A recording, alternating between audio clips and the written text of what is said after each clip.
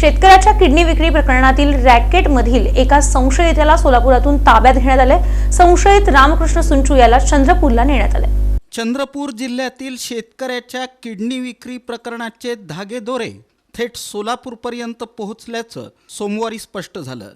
या प्रकरणातील एका आरोपीला चंद्रपूर पोलिसांनी सोलापुरातून ताब्यात घेतलं। डॉक्टर कृष्णा रेड्डी उर्फ रामकृष्ण मल्लेशम सुंचू वय 36, राहणार प्रियदर्शिनी नगर, विडी घरकुल, सोलापूर असं त्याचं नाव आहे।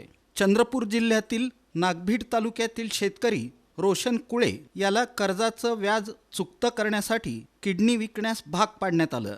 कंबोडियात शस्त्रक्रिया करून त्याची किडनी काढण्यात आली।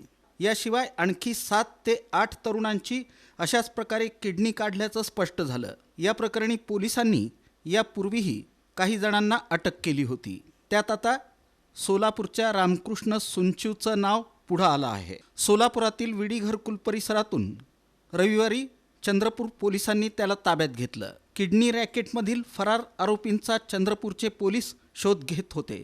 त्यानुसार पोलिसांनी तांत्रिक विश्लेषणाच्या आधारे त्याला ताब्यात घेतलं। त्याला ताब्यात घेण्यासाठी चंद्रपूर गुन्हे शाखेचे पोलीस उपनिरीक्षक गुर्ले आणि त्यांची टीम रविवारी सोलापुरात आली होती।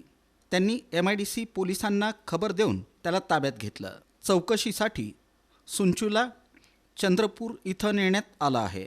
चौकशीत नवी माहिती समोर येऊ शकते। किडनी विक्री प्रकरणाच्या तपासासाठी राज्य सरकारनं SIT पथक नेमलं आहे। रामकृष्ण सुंचू हा जुना वेडी घरकुल परिसरातील प्रियदर्शिनी नगरात राहायला आहे। याच परिसरातील संभाजीराव शिंदे शाळेत त्याचं शिक्षण झालं। महाविद्यालयीन शिक्षणानंतर तो नेमकं काय करतो याची माहिती कुणालाच नाही, परंतु तो टोलेजंग घर बांधून महागड्या 4 चाकीतून फिरू लागला। कुणी विचारलंच तर सांगायचा की बंगळुरूत हॉटेलचा व्यवसाय आहे, हैदराबादला बिझनेस आहे। आजूबाजूला कामगार वसाहती असल्यानं त्याच्याकडं सर्वजण मानानंच पाहू लागले। तो धार्मिक कार्यक्रमांना मोठमोठ्या देणग्या देऊ लागला। वृंदावन येथील देवकीनंदन महाराज यांचं सोलापुरात प्रवचन झालं।